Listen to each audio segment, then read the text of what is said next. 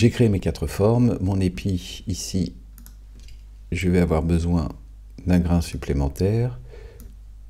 Je vais lui remettre une forme à peu près verticale, comme ceci. Ça, je vais en avoir besoin pour que on finisse l'épi ici. Je le mets de côté. Pour le moment, je vais m'occuper de ces 4-là, car je voudrais... Alors, je vais déplacer légèrement, voilà, ici, la forme. Ce que je voudrais, en fait, c'est que cette partie-là disparaisse afin que ça fasse un peu plus joli. Donc, j'ai plusieurs options possibles. Je pourrais éventuellement couper ces formes. Je vais appuyer sur la touche C de mon clavier. Ah voilà, elle est là, pardon. Ici, je vous le montre, vous avez l'outil gomme, l'outil ciseau et l'outil cutter. Moi, je vais prendre les ciseaux, je vais agrandir ici, et je peux très bien lui dire, bien écoute, voilà, à l'intersection, tu coupes ici, et à l'intersection, tu coupes ici. J'appuie sur la touche V de mon clavier pour récupérer l'outil de sélection, je désélectionne, je viens rechercher la partie que j'ai coupée, et je la supprime. Ça marche très bien comme ça aussi. Une autre méthode que je vous montre, je vais utiliser cette forme-là. Alors, je vous demande de regarder dans la fenêtre calque ici. Vous voyez que j'ai un tracé qui est situé en dessous de celui-ci qui est au-dessus. Jusque-là, rien de très anormal. Alors, ce que je vais faire ici, c'est que je vais lui demander de dupliquer la forme. Pour ce faire, je vais aller plus vite. Je vais appuyer sur la touche Entrée de mon clavier, et vous voyez que là, en fait, il m'a ouvert le déplacement. Je vais lui mettre une distance horizontale et verticale de 0, à savoir donc sur place, et je vais lui demander de copier. Je viens de copier cette forme. Vous voyez qu'il m'a dit qu'elle se trouve ici. Et là, nous allons utiliser, alors on ne l'a pas encore, je vais vous en parler, le Pathfinder.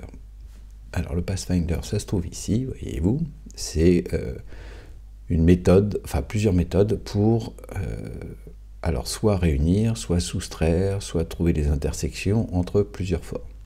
Quoi qu'il en soit, la règle d'or, c'est que quoi que vous fassiez, c'est toujours la forme qui se trouve la plus en haut dans la liste des calques qui agit sur la seconde forme sélectionnée. Je vais vous montrer, je m'explique. Donc, je voudrais qu'avec cette forme-là, on poinçonne celle du haut. Donc, je vais attraper ici mon calque et le monter au-dessus de l'autre. Et maintenant, je vais sélectionner avec la touche Shift de mon clavier, je vais sélectionner ces deux formes. Donc, on est bien d'accord. Ma forme du dessus va poinçonner celle du dessous. Et pour cela, donc, je vais dans le Pathfinder. Je le trouve normalement aussi ici, en version réduite, dans la fenêtre propriété, et je vais lui dire, bah, tu fais une soustraction. Et voilà ce qui se passe. J'ai bien une forme, cette fois-ci, fermée, mais qui ne chevauche pas l'autre.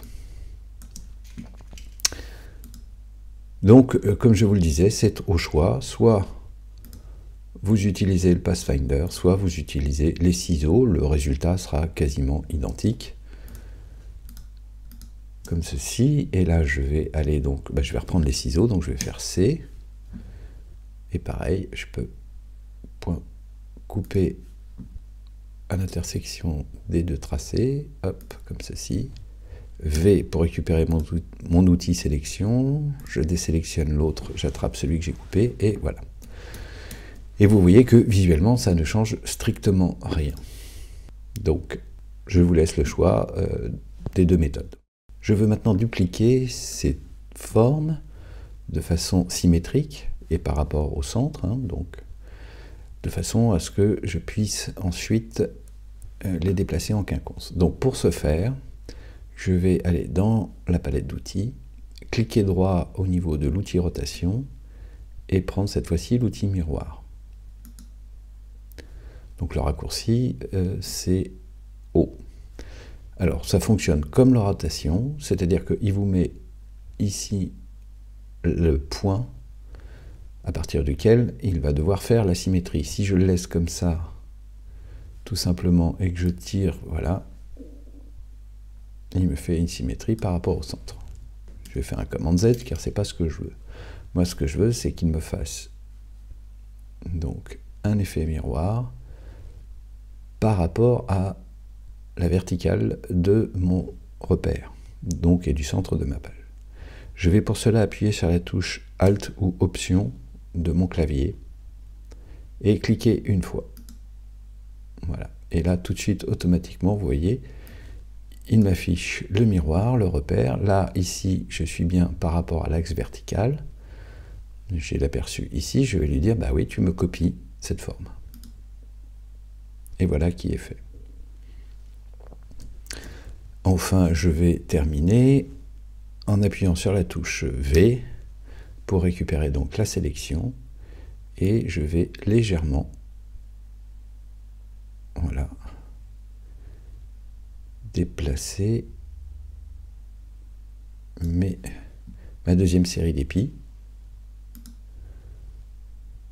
Ok, bah là c'est parfait. Je vais rattraper le tout, comme ceci. Hop. Et le mettre plus ou moins au centre. Voilà, comme ceci. Et là, vous l'aurez compris. Alors, on peut faire plusieurs choses.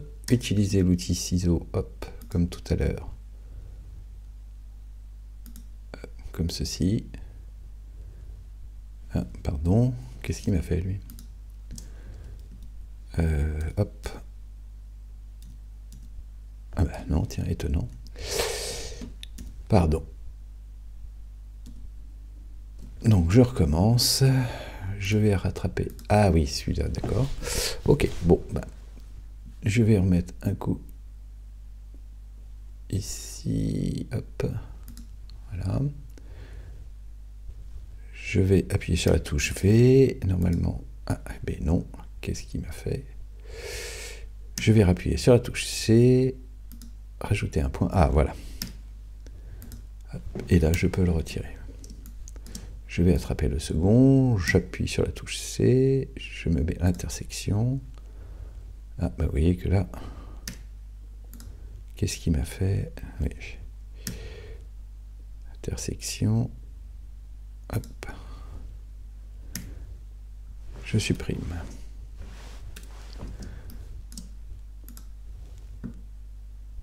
C'est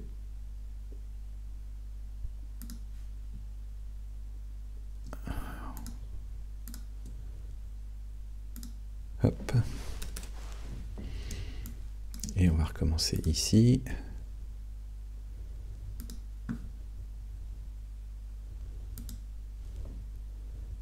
V. Et je supprime. Pour masquer les repères ou les afficher, vous appuyez sur la touche CTRL ou commande de votre clavier et point virgule.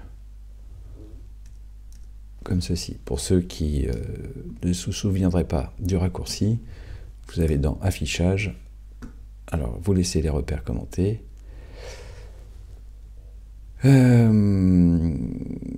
Et repères ici, vous pouvez faire afficher les repères ou masquer les repères. Voilà. Là, en l'occurrence, je veux les masquer, je regarde ce que ça donne, et c'est pas mal. Je vais redescendre un tout petit peu, et on va voir ce que... Voilà, si je cherche... Voilà, un dernier point ici, hop, je suis au centre, exactement. Et là, je vais essayer... Ah bah ça tombe bien. Je vais essayer autre chose. Non, non, non, on va rester comme ça, c'est parfait.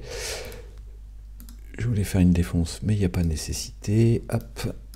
Donc, je vais appuyer sur la touche C et terminer. Hop. Ici.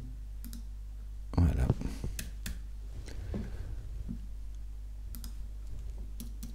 Voilà. Nous venons de créer notre épi de blé.